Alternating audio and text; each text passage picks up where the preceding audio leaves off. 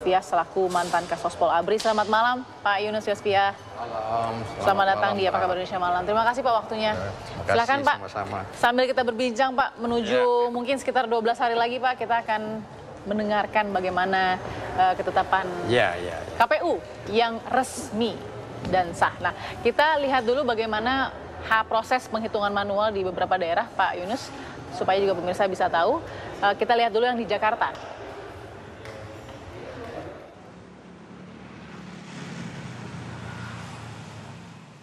Di hari kedua penghitungan suara manual tingkat PPS di Kelurahan Paseban, Jakarta Pusat, petugas telah menyelesaikan penghitungan suara 17 TPS dari total 34 TPS.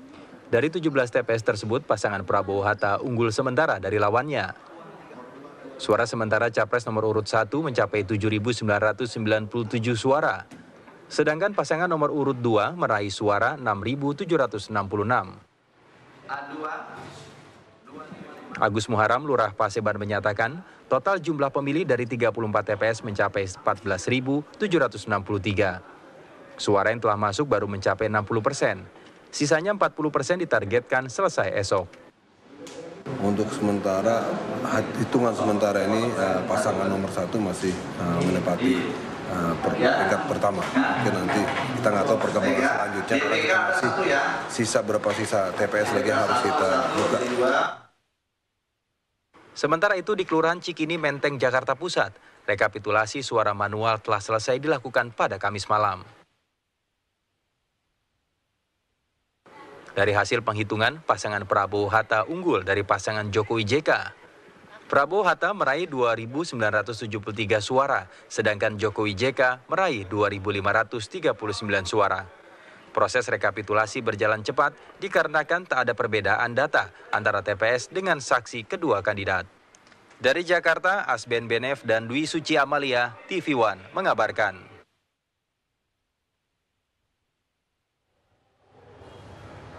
Tidak akan mungkin pemilu damai terjadi kalau pastinya tidak ada keamanan yang juga super ketat untuk mengawal penghitungan yang sedang dilakukan oleh Komisi Pemilihan Umum. Saya ingin langsung tanya ke Pak Yunus. Pak Yunus, melihat apa yang terjadi dengan isu-isu yang menguak, yang paling sensitif adalah soal perbedaan dari hasil beberapa lembaga survei. Pak Yunus melihat potensi ini seperti apa?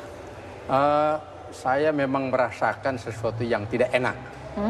Sebagai seorang yang pernah mengikuti pilpres yang sebelumnya, yang tahun ini saya lihat ekstra tidak enak.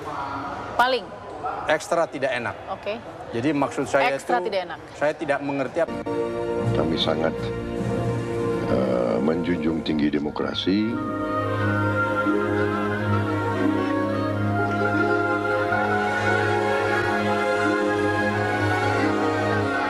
Agar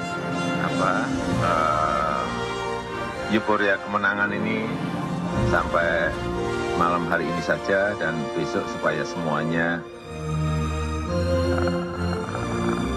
mendinginkan.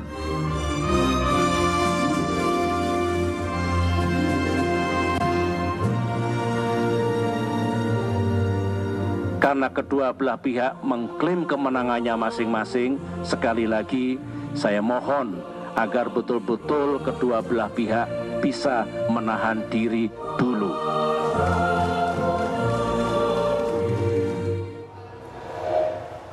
Itu tadi pesan moral dari masing-masing calon presiden, baik Pak Prabowo dan juga Pak Joko Widodo, yang menyebutkan menahan diri setelah bertemu juga dengan Pak SBY di Cikeas. Pak SBY juga sudah menerangkan berkali-kali untuk tetap tenang dan menunggu KPU. Tapi saya juga ingin tanya ke Pak Yunus, paling tidak pasti kekuatan dari institusi Polri dan TNI punya kemampuan untuk mencegah sebelum terjadi. Dan ini bisa dilihat tanda-tandanya seperti apa Pak? Bahwa ini akan baik-baik saja atau tidak?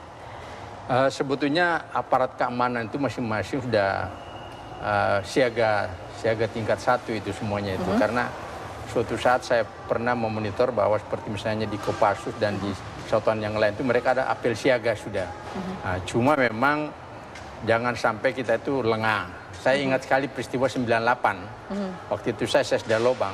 Saya melihat bagaimana rakyat itu memanjat di atasnya gedung DPR itu. Ini kan berarti seperti ada pembiaran. Harusnya tidak boleh terjadi yang seperti itu. Nah, ini yang seperti jangan sampai kita pura-pura siaga, tetapi ternyata terjadi juga pembiaran gitu. Terlalu mahal harganya kalau seharusnya terjadi kerusuhan itu. Saya katakan terlalu mahal. Karena sampai nyawa begitu mungkin ya harganya. Saya tadi berikan gambar seperti misalnya di Timur Timur, hanya gara-gara partai terjadi perang saudara. Jadi mungkin kalau Bapak bisa analisa, kalau dalam menjaga pemilu damai ini lalu pecah ada sebuah kericuhan, itu bisa dianggap agak lengah begitu? Atau bagaimana? Saya itu sangat lengah. Karena apa? Saya barusan mendapat SMS, entah benar atau tidak ya, tetapi itu mungkin rumor bahwa ada di Kalimantan Selatan itu dari pihak aparat keamanan itu memaksa TPS untuk merubah angka. Ini terjadi, tetapi ini kan perlu dicek dulu, belum tentu bisa juga ini hanya sekedar rumor aja gitu kan. Tetapi anyhow bahwa terlihat sekali hal-hal yang perlu kita ekstra waspada. Saya kira pernyataan Bapak Presiden itu saya kira sangat arif ya. Aparat keamanan dan tokoh-tokoh nasional dari kedua belah pihak itu harus bisa menahan diri, itu saya kira itu. Pemicu sudah keburu terbuka begitu. Tapi kemudian kan bagaimana cara meredam dan mendinginkannya, Pak Yunus, ketika ada tokoh-tokoh yang sangat penting di kedua belah pihak maupun mungkin di pihak ketiga yang bermain yang kita tidak tahu apa niatnya.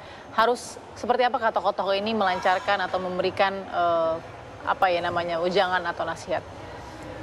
Saya pikir gini, tokoh-tokoh kita ini harus memberi wejangan bahwa jangan sampai terjadi kerusuhan yang berakibat terlalu mahal untuk bangsa ini.